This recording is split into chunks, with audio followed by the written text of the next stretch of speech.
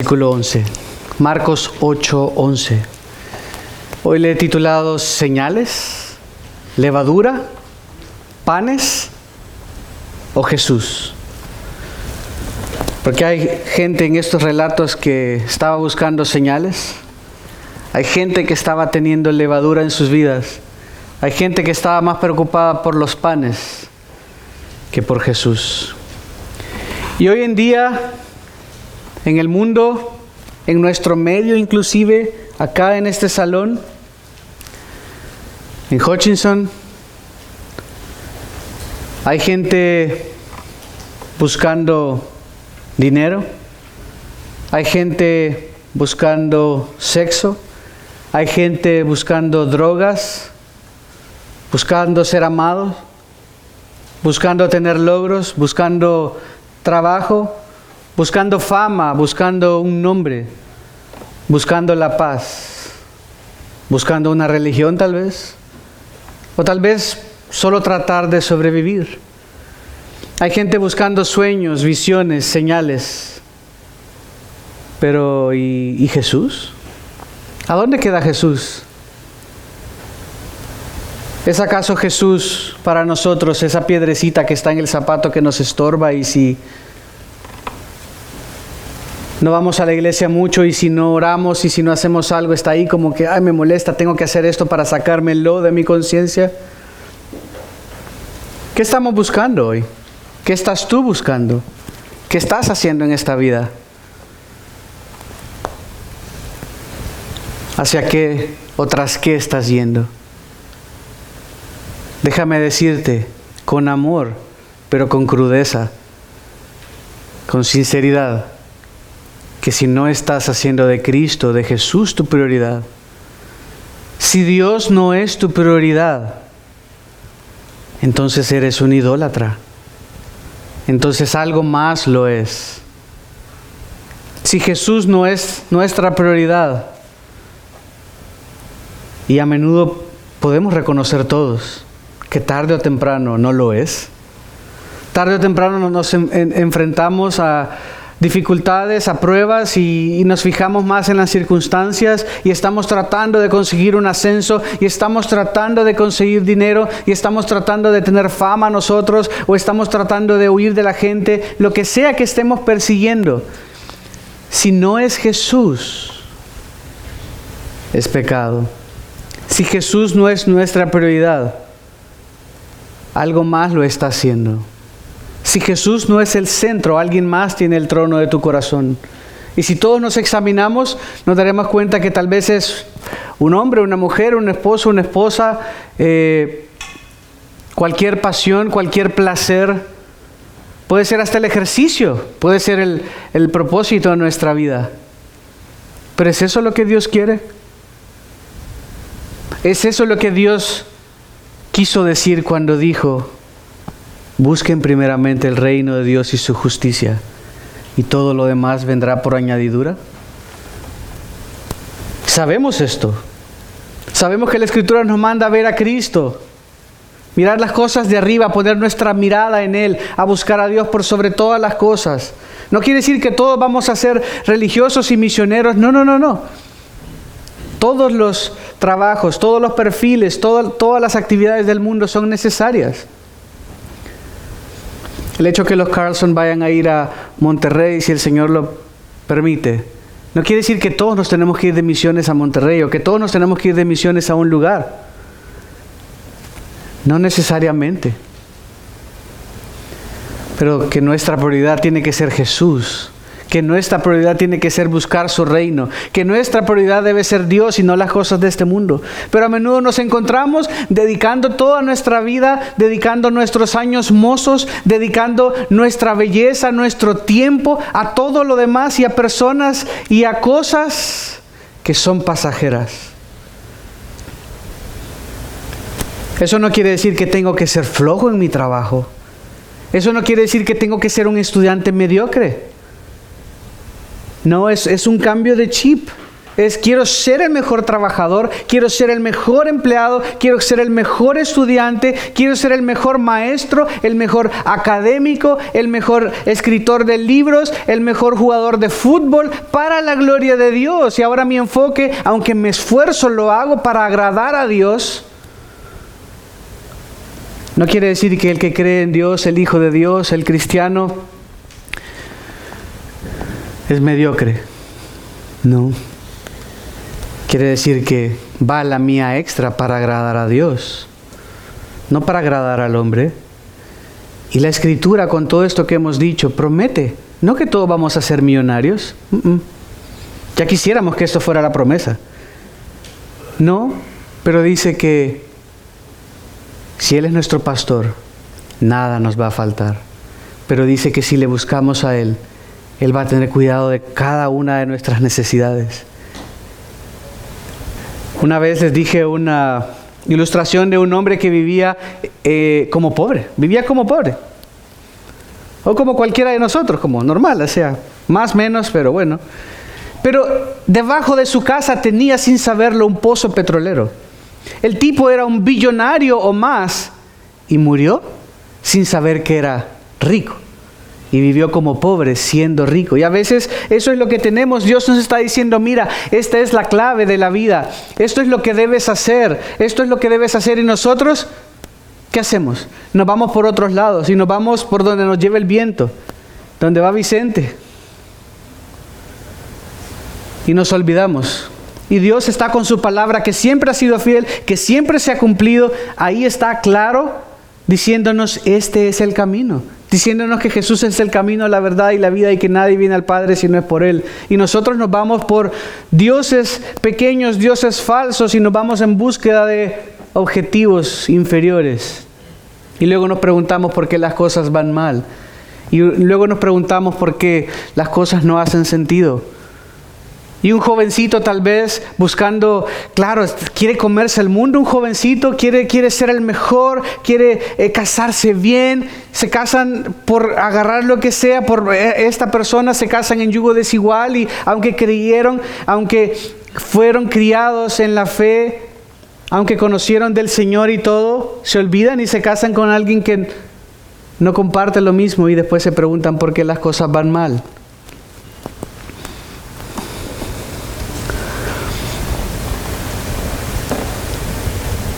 Y después nos lamentamos y lloramos y nos preguntamos y cuestionamos y decimos, ¿por qué Dios es injusto? La respuesta es una pregunta equivocada. Hablamos de esto con Ale la semana pasada. Si tú preguntas por qué Dios es injusto, por qué Dios permite esto, estás haciendo las preguntas equivocadas. La Biblia dice que Dios es justo y Él es fiel y Él se compadece de los que le temen y que no se ha visto justo desamparado ni su descendencia que mendigue pan y que Él estará todos los días con nosotros hasta el fin del mundo. La pregunta es, ¿estás tú con Jesús o estás ocupándote de cualquier otra cosa? Porque si estás ocupándote de cualquier otra cosa y de las cosas de este mundo y yendo a la iglesia, eso no es lo que Dios quiere. Eso no es lo que Jesús mandó. No es solo ir a la iglesia para cumplir un chequecito, sino es vivir toda una vida para Dios siguiéndole, amándole, queriendo obedecer sus mandamientos. Jesús quiere todo de ti. Dios quiere todo de ti. No quiere tus migajas. No necesita tus migajas. No necesita mis migajas. Incluso mi mejor esfuerzo por agradar a Dios, mi mejor esfuerzo, así lo mejor, wow, todo esté para Dios, no implica nada.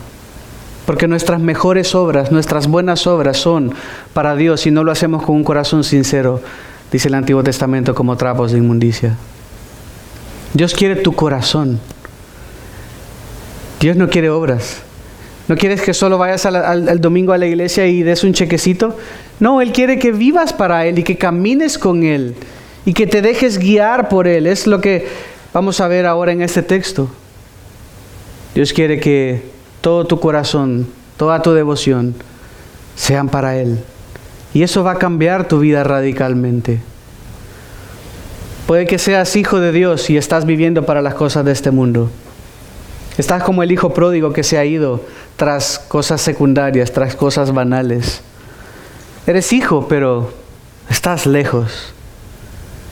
Y vienes y digo esto a menudo porque se nota. Se los digo con amor. Pero se nota incluso en cómo cantamos. Se nota incluso en cómo oramos. O tal vez ni siquiera eres hijo. Nunca has creído en Jesús como tu Salvador, como tu Señor. Tal vez estás lejos, te sientes cerca porque cuando vienes acá te sientes y te conmueve un poco las cosas y te pega un poquito en la conciencia, pero realmente no estás caminando con Dios, no eres su hijo. Pareces cuando vienes acá, pero realmente en el resto de la semana no lo eres. Bueno, si cualquiera de esos dos casos son ciertos, que en términos generales todos caemos en alguno de los dos, este texto de hoy es para ti. Dice Marcos 8, versículo 11, entonces salieron los fariseos y comenzaron a discutir con él. Jesús acababa de multiplicar los panes, aunque, recuérdense, no se vio la multiplicación de los panes, sino Jesús partía el pan y el pan nunca se acababa. Fue en territorio gentil, se cree que fue más al oeste en esta ocasión del mar de Galilea, porque se repite la historia también después de la limitación de los 5,000. Los fariseos difícilmente habrían estado en territorio gentil, entonces podemos creer o tener certeza, aunque no se nos dice dónde, Marcos 7:11, 8:11, perdón. Se fue, dice, a la región de Dalmanuta. Aunque no hay certeza en el versículo 10 dónde estaba esa región de Dalmanuta, porque los nombres cambian y demás, se cree por la evidencia que vemos en el versículo 11 que estaba de regreso en territorio de Israel. Entonces dice, entonces salieron los fariseos y comenzaron a discutir con él. Pero a menudo uno piensa que ese término discutir con él, bueno, en español de repente podríamos pensar que es algo bastante agresivo. Porque si yo tengo una discusión con Mason, suena en español que nos estamos peleando. Discutí con mi esposa, discutí con mi esposo, discutí con mi hermano. Suena un poco fuerte. No así en inglés, no así en otros idiomas, pero realmente en la palabra que se usa para discusión en el griego es algo agresivo. Esto quiere decir que los fariseos fueron sumamente agresivos con Jesús. No era un intercambio de opinión, no era que yo digo blanco y tú dices rojo, sino que fueron a apoyarlo, fueron a apretarlo a Jesús. Comenzaron a discutir con él, fueron a darle. Y me imagino que habrán hablado de que por qué fue donde los gentiles que escucharon que dio comida ahí, etcétera, etcétera. Pero se nos explica cuál era el propósito de la discusión. Miren, en el versículo 11, dice qué es lo que estaban haciendo. Buscando de él una señal del cielo. Los fariseos estaban buscando que Jesús les hiciera una señal del cielo. Pero realmente esa palabra señal también se puede traducir como milagro. Los fariseos le estaban diciendo casi que como una máquina de esas que uno mete el dinero, ahora ya casi no hay así, pero con la tarjeta, y uno dice quiero una Coca-Cola, quiero un pingüinito, quiero lo que sea, cualquier cosa que uno saca a solicitud, o que uno agarre el control remoto Netflix, que uno agarre el control remoto tal película. Ellos querían apretar el botón y que Jesús, a ver si es cierto, haz descender fuego del cielo. A ver si es cierto, queremos ver la señal, pero lo estaban presionando. Nótese que esto no era una solicitud amigable, no era como Jesús, tú dices que eres el Cristo, ¿cómo podemos tener certeza? O sea, no eran para nada amigable, no era nadie diciendo en buena onda, Jesús, acláranos. Era agresivo y demandaban de él una señal del cielo. Pero, hermanos, piensen, venimos. Si vemos atrás lo que hemos visto, capítulo 5, capítulo 6, capítulo 7, Jesús ha hecho prueba tras prueba, resucitando gente, devolviendo la dignidad de la mujer con el flujo de sangre por 12 años, dando a alimentar a posiblemente entre 10 y 20 mil personas del lado de Israel, del lado de los judíos, y 4,000 personas del lado de los gentiles. ¿Y cómo es que estos tipos están diciendo, danos una señal? Y ojo, todas estas sanaciones y todo esto que Jesús había hecho, nadie dijo, a ver, yo no sé quién eres tú, aquí tú me demuestras. Yo tenía un jefe que cuando alguien iba, por ejemplo, le decía, mira, ve a analizar esta y esta cosa, a ver qué está pasando. Mi compañero de trabajo era muy chistoso porque le decía, mire, yo ya verifiqué. Le dice, y se le reía en la cara y le decía, solo Dios no se equivoca. Tú a mí me traes pruebas. Tú a mí me traes pruebas porque quiero ver. A mí no me sirve nada que tú me digas que ya verificaste. Me traes y me enseñas a dónde es que pega y casa y todo. Era chistoso, era una broma. Pero nadie se acercó a Jesús con esta actitud. Nadie se acercó a decir, la mujer del flujo de sangre, a ver Jesús, si tú dices que eres hijo de Dios, ven, tócame. Aquí estoy, mira, aquí tócame. Y demuéstrame a ver si eres hijo de Dios. Esto es lo que estaban haciendo los fariseos. ¿Qué hizo la mujer con el flujo de sangre?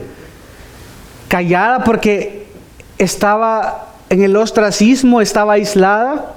Esta mujer se abalanzó sobre Jesús y tocó el borde de su manto porque su fe, ella estaba segura que si alguien podía sanarla era Jesús.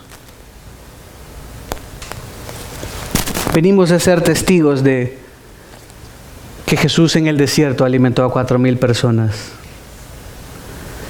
Y estos hombres quieren poner a prueba a Jesús. ¿Por qué digo esto? Miren, dice el texto, buscando de él una señal del cielo para poner a prueba a Jesús. Entonces, entonces somos los hombres los que vamos, Dios, a ver si tú existes, hazme esto. Las señales en el Antiguo Testamento y en el Nuevo Testamento han servido para atestiguar la obra de Dios, definitivamente. Pero las señales no son definitivas para decir que algo es auténtico o no.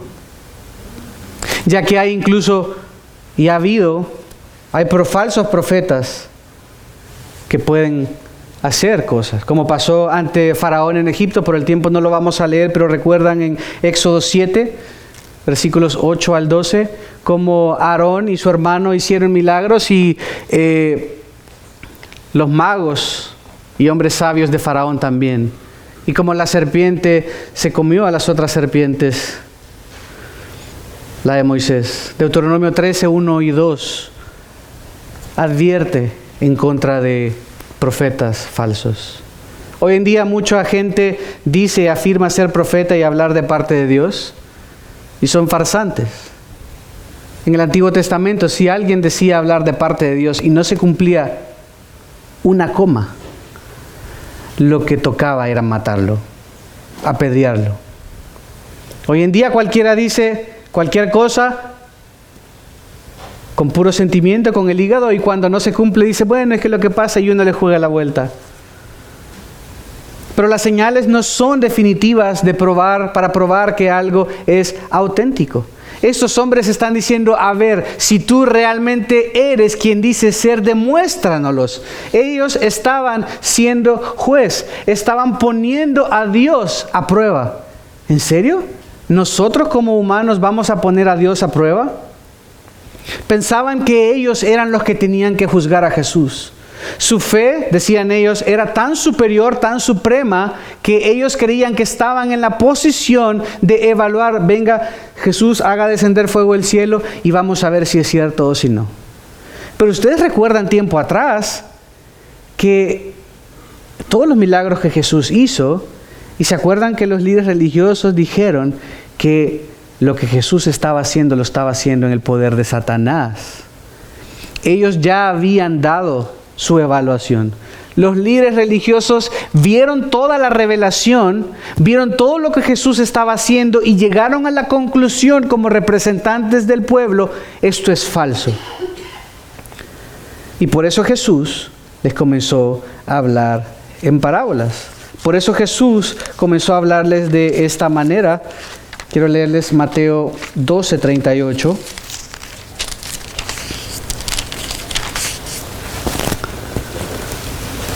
Entonces algunos de los escribas y fariseos dijeron a Jesús: Maestro, queremos ver una señal de parte tuya. Seguían pidiendo señales y señales porque ellos pensaban que ellos eran los que debían juzgar a Jesús y no se daban cuenta que era Jesús el que estaba juzgándolos a ellos, que era Jesús el que les había advertido de que tuvieran cuidado de entrar en incredulidad, de que era Jesús el que es Dios, el que es Señor y que nadie lo pone a prueba.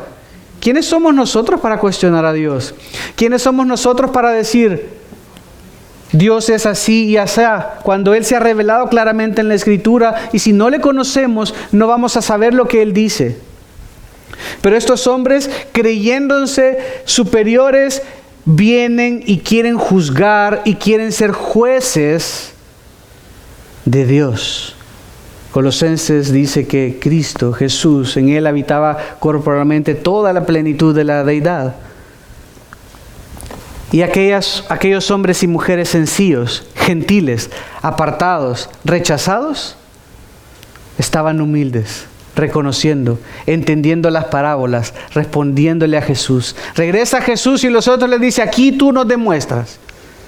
Bueno, versículo 12, vemos a Jesús reaccionando ante esto. ¿Ustedes se acuerdan qué pasó con en el versículo 7, en el versículo 31?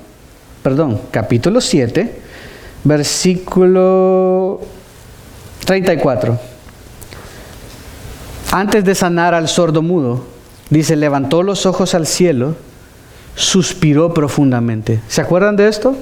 ¿Y se acuerdan cómo este suspiro de Jesús fue un identificarse con Él? Fue decir: comprendo tu dolor, comprendo lo que has pasado.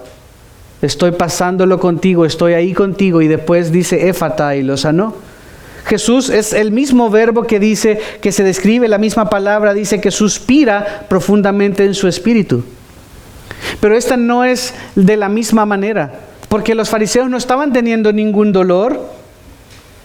Este suspiro a menudo es en dolor, en tristeza y en duelo. Pero Jesús no se estaba doliendo con ellos, con los fariseos, porque los fariseos no tenían ninguna necesidad. La señal que estaban pidiendo era simplemente para ellos poder juzgar a Dios. Jesús, no obstante, suspira por ellos. Jesús suspira por la incredulidad de ellos. Jesús, cansado probablemente de la discusión agresiva a la que ellos lo estaban sometiendo, suspira. Marcos 8, ahí mismo, en el versículo 38, más adelante, miren lo que dice: porque cualquiera que se avergüence de mí y de mis palabras en esta generación adúltera y pecadora, el Hijo del Hombre también se avergonzará de él cuando venga en la gloria de su Padre con los ángeles. Habla de una generación adúltera y pecadora, como vemos hoy en día, como hemos visto antes.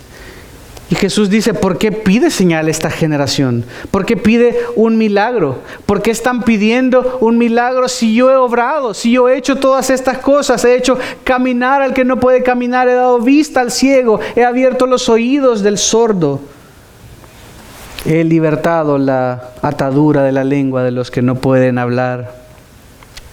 Por eso Jesús suspira profundamente, dolido, triste, por la incredulidad de los que debían ser aquellos que amaban y seguían a Dios y le reconocieran, los maestros de la ley, los religiosos, a quienes había venido a salvar a Israel. Entonces dice: ¿por qué pide señal esta generación? En verdad les digo que no se le dará señal a esta generación. Es que no era así, no era a demanda. Jesús no es un control remoto. Pero así actuamos a veces nosotros, incluso hoy en día. Nos olvidamos de Jesús, pero ahora tenemos un problema, la piedra en el zapato nos aprieta, tenemos necesidad y vamos al control remoto. Jesús, concédeme mi milagro. Jesús, obra de esta manera. Jesús, haz lo que yo te digo.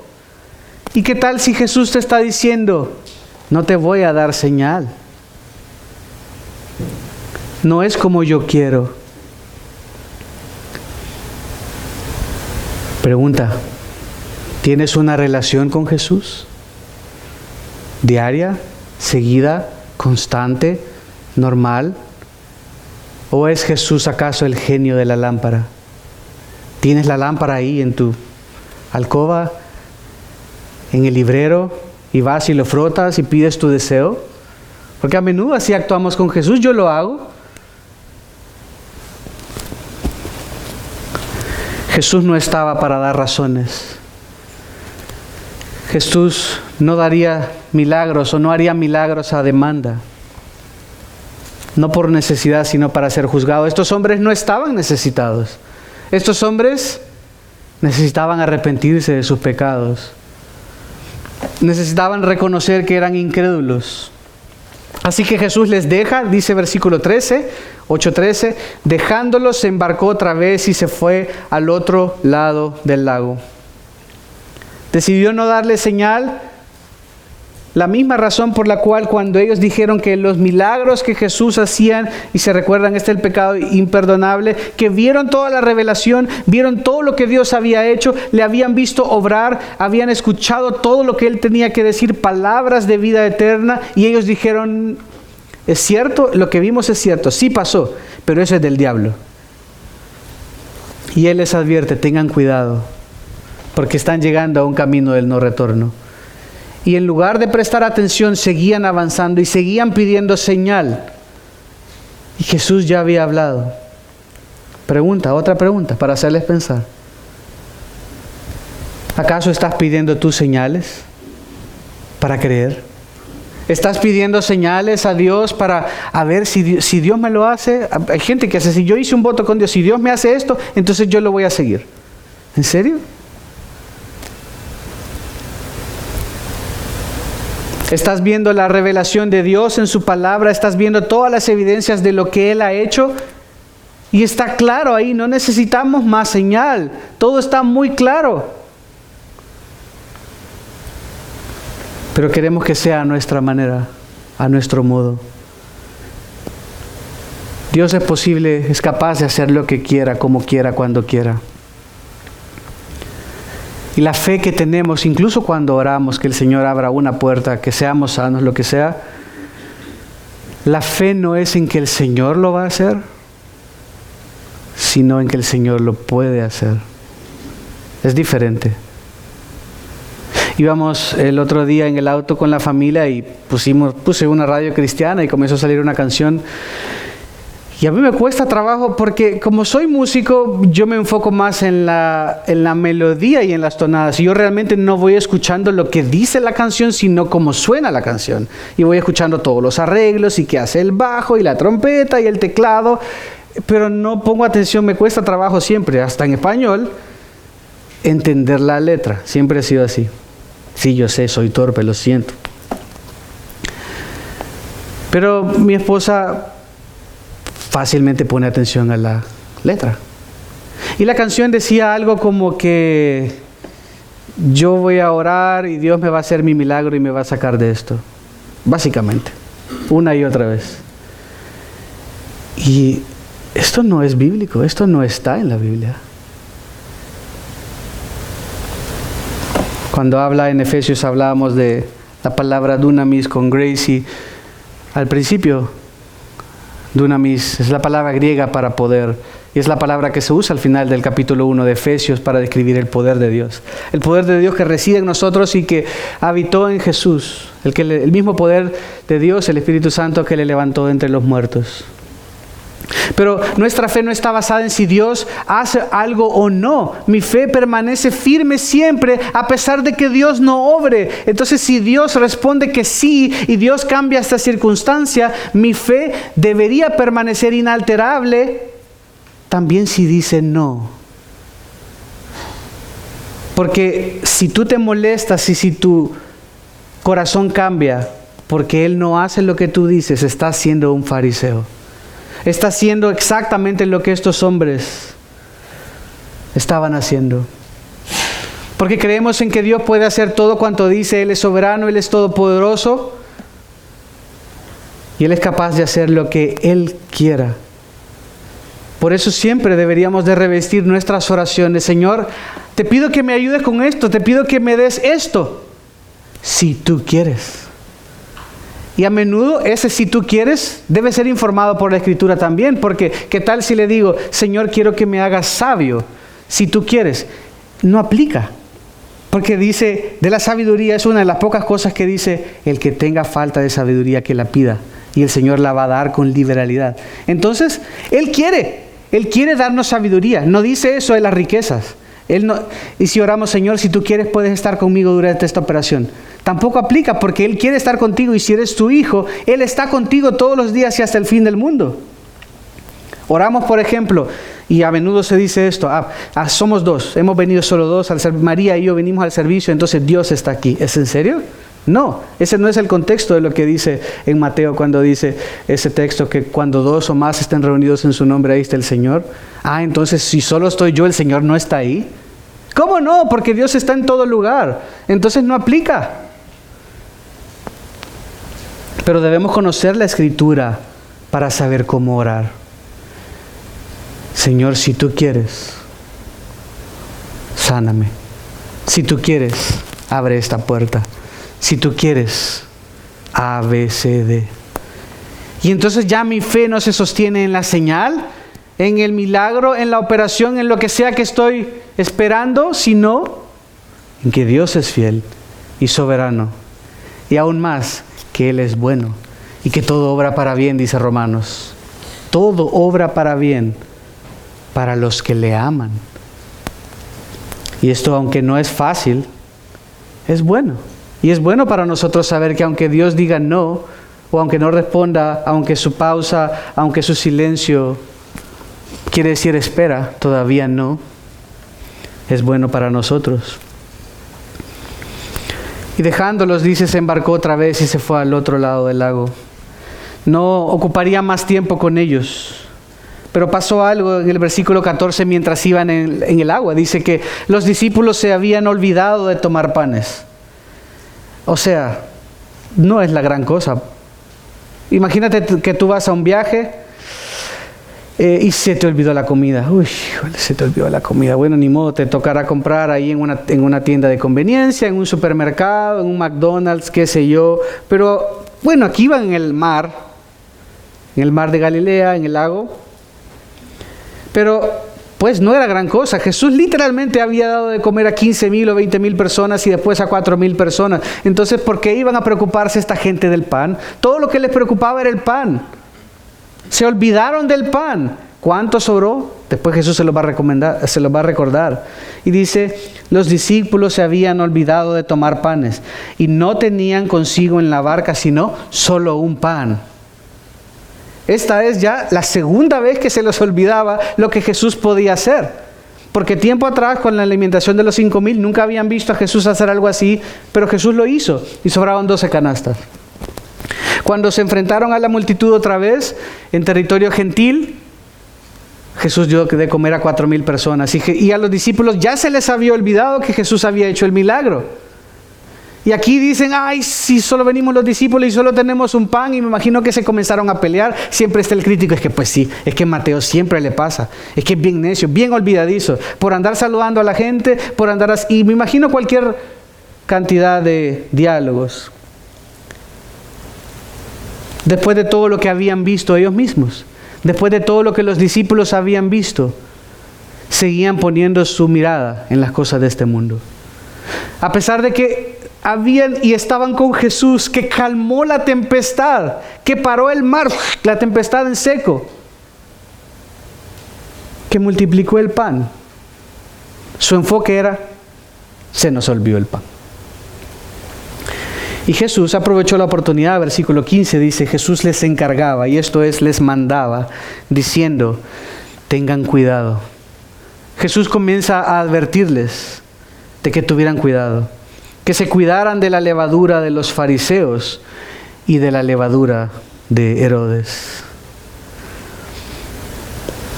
En Éxodo capítulo 12, versículo 8 y versículo 39, a los judíos se les pidió cuando salieron de Egipto, cuando iban a salir de Egipto, que no le pusieran levadura, que comieran la Pascua lo que ahora se le conocería como la Pascua, y que no le pusieran levadura al pan. Y tenía varios propósitos. Pero al ponerle levadura al pan, ampliaría el tiempo de preparación del mismo pan.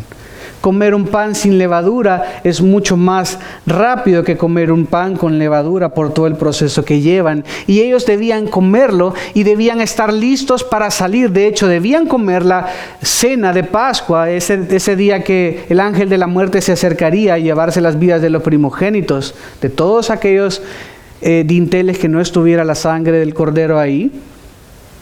Debían comer deprisa. Entonces, la levadura no iba. La levadura extendería el proceso de cocción, el proceso de hacer pan. La levadura generalmente en el Antiguo Testamento conlleva malas noticias. En textos como 1 Corintios 5, 6, 1 Corintios 5, 8, también en el Nuevo Testamento, en Gálatas 5, 9, se habla de la levadura como algo malo. Y cuando dice acerca de la levadura de los fariseos es porque aunque la levadura mejora el sabor del pan inclusive, lo cierto es que también ayuda a que se descomponga más rápido.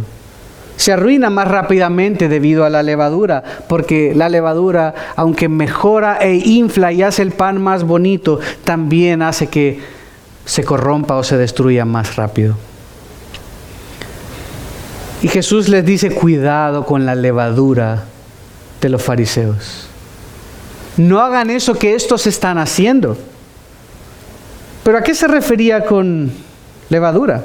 Con los textos que les di de 1 Corintios 5, 6, 5, 8 y Gálatas 5, 9. Hay tres cosas para resumir a las que se refería. Una es lo que vimos, es incredulidad. Los fariseos eran incrédulos. Veían la revelación de Dios y simplemente no creían. Y Jesús, nótese que los discípulos no estaban súper pilas.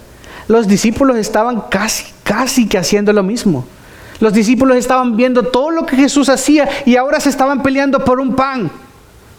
Se estaban peleando con aquel que podía hacer multiplicar, por aquel que podía hacer llover maná del cielo, por aquel que podría alimentarles, por aquel que podría detener la tempestad. Estaban viendo toda la revelación y los discípulos estaban peleando porque alguien olvidó los panes. El rollo era, solo hay un pan y somos 13 aquí, ¿cómo nos vamos a comer? Se comenzaron a señalar dedos y Jesús les dice, guárdense de la incredulidad. Pero también esos textos, los textos que les di, hablan de hipocresía. Los líderes religiosos eran hipócritas. Y les dice, guárdense de esto. Los líderes religiosos les decían a todos, hagan esto para que Dios se agrade de ustedes. Y ellos hacían lo contrario. También tiene que ver con falsa doctrina. Esas tres cosas caracterizaban a los fariseos. Eran incrédulos, promovían falsa doctrina y eran hipócritas.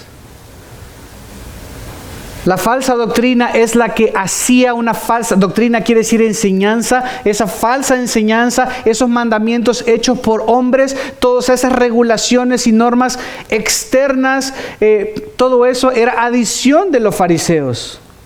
Era según la tradición porque así se viene haciendo.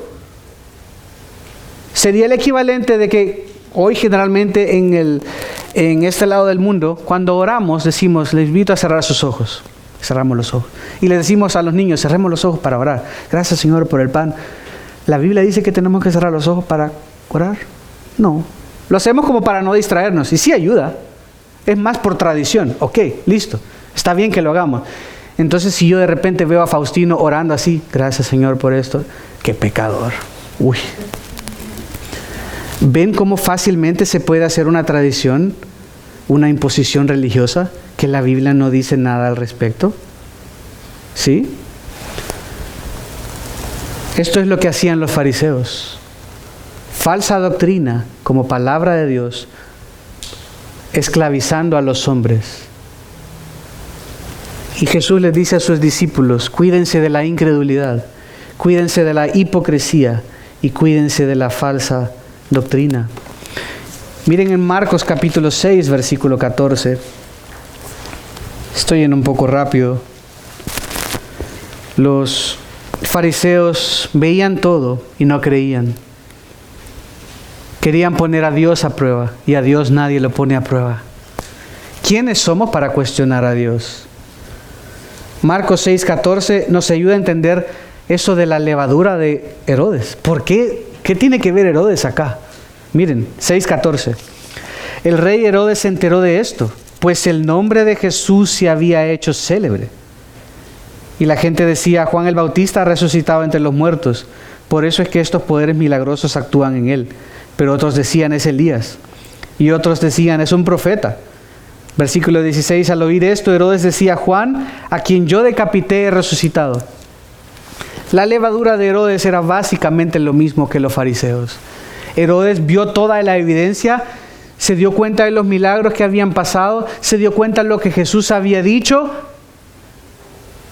y todo dijo, sí, esto pasó, listo, wow, increíble todo lo que está pasando, pero llegó a una conclusión equivocada. Herodes dijo, Jesús es Juan. Si tú dices que Jesús no es Jesús, si Él no es el camino, la verdad y la vida, entonces estás muerto en tus delitos y pecados y vas a una eternidad sin Cristo. Herodes estaba cerca como lo describe el texto cuando estudiamos esto, si regresamos a capítulo 8. Estaba cerca, pero él vio toda la revelación y dijo, Jesús es Juan. Los discípulos dijeron, los líderes religiosos dijeron, Jesús viene de Satanás. Y los discípulos seguían peleando por unos panes. Así que les dice, guárdense de la levadura de Herodes, guárdense de la levadura de los fariseos. Y miren versículo 16, y ellos discutían entre sí que no tenían panes. Dándose cuenta, Jesús les dijo, ¿por qué discuten que no tienen panes? ¿Aún no comprenden? ¿Aún no entienden? Está aquí Jesús hablándoles duro. ¿Aún no comprenden? ¿Aún no entienden? ¿Tienen el corazón endurecido? ¿Se recuerdan que habló de la levadura? La levadura y todo el tema de la levadura había comenzado con la primera Pascua en Éxodo. ¿Qué más pasó en Éxodo? Faraón vio todas las señales, vio todos los milagros, vio a Dios obrar, vio a Dios llevarse la vida de su propio hijo. ¿Y qué más dice? ¿Qué hizo Faraón? Endureció su corazón. ¿Estaban entendiendo los discípulos que Jesús era el Cristo? ¿Eran los discípulos del círculo interno? Porque no estaban entendiendo, no estaban comprendiendo. Pero esa mujer sola, abandonada, esa mujer con la hija endemoniada, lo entendía perfectamente. Y parecía que la del círculo externo era realmente la discípula de Jesús. Y los discípulos parecía que no entendían nada. Eran unos niñatos peleando por un pan. Versículo 18. Teniendo ojos, no ven. Y miren cómo juega Jesús con las palabras. Jesús acababa de sanar gente de este tipo. Ustedes tienen ojos y no ven. Teniendo oídos, no oyen. ¿No recuerdan? Les dice cuando partí los 5 panes entre los 5,000. Y esto recordaba, ya estamos terminando, vamos a Deuteronomio 29. Deuteronomio 29. Había pasado esto antes, estas mismas frases y palabras. Deuteronomio 29, versículo 2. Moisés convocó a todo Israel y les dijo, delante de sus ojos, ustedes han visto todo lo que el Señor hizo en la tierra de Egipto a Faraón, a todos sus siervos y a toda su tierra. Las grandes pruebas que vieron sus ojos, aquellas grandes señales y maravillas. Sus padres habían hecho esto años atrás, pero hasta el día de hoy el Señor no les ha dado corazón para entender, ni ojos para ver, ni oídos para oír. Miren el versículo 30, porque parecería, aunque La Escritura realmente enseña ambas cosas, que Dios es soberano en la salvación, que es Él el que salva, que la salvación pertenece a Él. Eso no quiere decir que seamos meros robots, que estamos al azar. Miren lo que dice. Este era el estado de ellos, en incredulidad, a pesar de que habían visto los milagros, habían visto las hazañas. Dice que Dios no les había dado un corazón para creer, pero miren Deuteronomio 30, en el mismo libro se nos da la esperanza y es el balance entre la soberanía de Dios en la salvación y la responsabilidad del hombre en la salvación. Deuteronomio 30, versículo 19. Miren, les habla como un pastor. Al cielo y a la tierra pongo hoy como testigos contra ustedes, de que he puesto ante ti la vida y la muerte, la bendición y la maldición. ¿Y qué dice a continuación? ¿Espera que el Señor te salve? ¿Espera que el Señor cambie tu corazón? ¿Qué dice? Escoge pues la vida para que vivas tú y tu descendencia. Estaba diciéndoles, tú eres el que debes arrepentirte. Tú eres el que debes seguir a Jesús, amando al Señor tu Dios, dice el versículo 20, escuchando su voz, allegándote a Él, porque esto es tu vida y largura de tus días para que habites en la tierra que el Señor juró dar a tus padres. No los deja solo en esto, no los deja en ese mismo sentido, en ese mismo estado. Por eso les está regañando a los discípulos y les dice, miren, ustedes tienen ojo, pero parece que no pueden ver, que no están viendo que yo multipliqué los panes. ¿Cómo es que se están peleando por un pan? ¿Tienen oídos y no oyen? ¿No recuerdan, les dice, cuando partí los 5 panes entre los 5,000? ¿Cuántas cestas de pedazos recogieron? Y ahí sí me los imagino como niños regañados, así, 12. Y le respondieron, versículo 20, y cuando partí los 7 panes entre los 4,000, ¿cuántas canastas llenaron de los pedazos recogieron? Otra vez con la mirada para abajo, 7. Versículo 21. Entonces les dijo, ¿aún no entienden? Yo soy suficiente. ¿Por qué están peleando por un pan si yo soy el pan de vida eterna? Así como los líderes religiosos están más preocupados de señales y milagros, ustedes están más preocupados de un pan. Y no están entendiendo nadita de lo que les digo. Y han visto mejor que cualquiera. Yo les he explicado todo. Y aún me hacen preguntas que no vienen al caso. Seguían sin entender. Unas preguntas para ti. Nos quedaremos acá. ¿Quién es Jesús para ti? ¿Qué estás buscando en esta vida? ¿Estás viendo todo lo que hemos hablado, todo lo que hemos estado estudiando? Estamos viendo que Jesús es el Cristo, que Él es Dios, que Él salva, que Él se goza en salvar, que no hay nadie como Él. ¿Pero acaso estás dudando de Jesús? ¿Estás dudando de si esto es real o no? ¿Estás dudando de si debes dedicar tu vida a Dios o no? Porque si lo estás siendo como estos fariseos, que dices, dame una señal, quiero ver a ver si es cierto. Quiero probar las aguas. Número 4, ¿para quién vives? ¿Para quién estás viviendo? Vives para alguien. Si no vivimos para Dios realmente, o generalmente estamos viviendo para nosotros mismos, de alguna manera. ¿Eres un religioso más? ¿Que viene a la iglesia bien guapo, bien perfumado? ¿O eres un seguidor de Dios? ¿Eres un hijo de Dios? ¿Qué está corrompiendo tu vida? ¿Qué es esa levadura que incluso como hijo de Dios te está corrompiendo?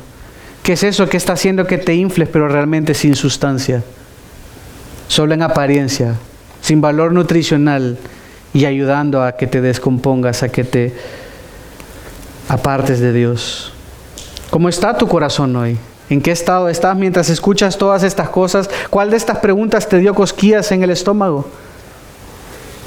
Acércate a Él, pídele perdón, arrepiéntete, reconócele, búscale. No dejes que solo se te pase como, qué bonito, qué bonita historia, qué bonito cuento, qué bonita charla. Y se te pasa. Escucha la verdad de Dios. ¿Escuchas la verdad de Dios? ¿Y todo rebota y se va al vacío? ¿O escuchas y tu corazón se suaviza y tu corazón se duele Y tu corazón dice, Señor, perdóname porque yo soy justamente ese. A veces decimos los fariseos hipócritas. Yo soy un gran hipócrita. Todos somos unos grandes hipócritas. Lo somos. No hay nadie que no sea hipócrita. Todos luchamos con esto.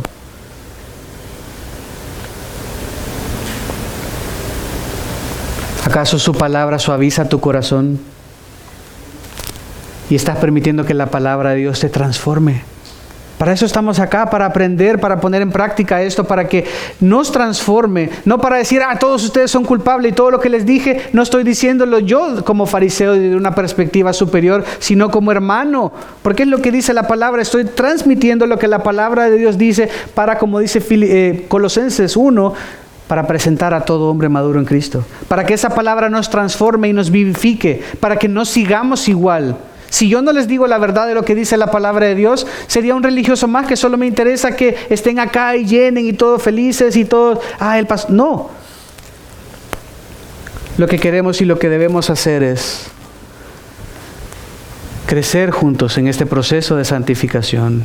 Arrepentirnos de nuestros pecados. Si hay aquí alguno que nunca ha creído en Jesús, que es un religioso más, hoy puede ser tu día de salvación.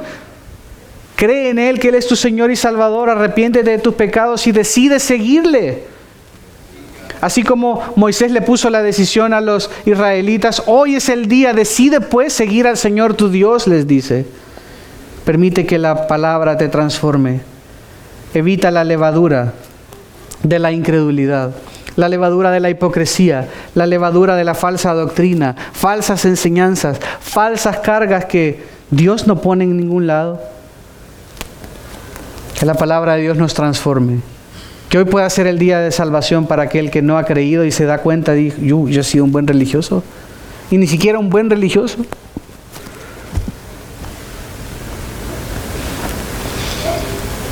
No dejes que la levadura de estas cosas dañe tu relación con Dios. Que la palabra de Dios suavice nuestros corazones, nos haga nuevos y que le sigamos, que le sirvamos. Los cristianos deberíamos ser los más felices. Si les he dicho todas estas cosas y tal vez hoy ha parecido más duro por todo lo que hablamos, pero es lo que dice el texto. Yo no les amara si yo no les advirtiera lo que sé que dice acá. Yo mismo necesito estas advertencias. Oremos y por el tiempo terminaremos acá. Amado Padre, gracias por darnos la oportunidad de escuchar, leer, meditar en tu palabra. Tu palabra es verdad, es viva y eficaz, más cortante que toda espada de dos filos. Señor, ayúdanos a andar en tus caminos. Ayúdanos a vivir para ti. Señor, si alguien acá no es tu hijo, te pido que le permitas arrepentirse, que crea en ti, que le des un nuevo corazón, dispuesto a obedecer, a seguirte y a servirte. Guárdanos de esta levadura. Te pedimos perdón por la incredulidad, por religiosidad, por falsa doctrina que hemos estado promoviendo en nosotros. Mundanalidad, cualquier cosa que nos infle, cualquier cosa que nos aleje de ti. Perdónanos. Que podamos ser sensibles a tu palabra y seguirte y ser hombres y mujeres que te buscan, te anhelan y caminan en tus caminos. En el nombre de Jesús oramos. Amén.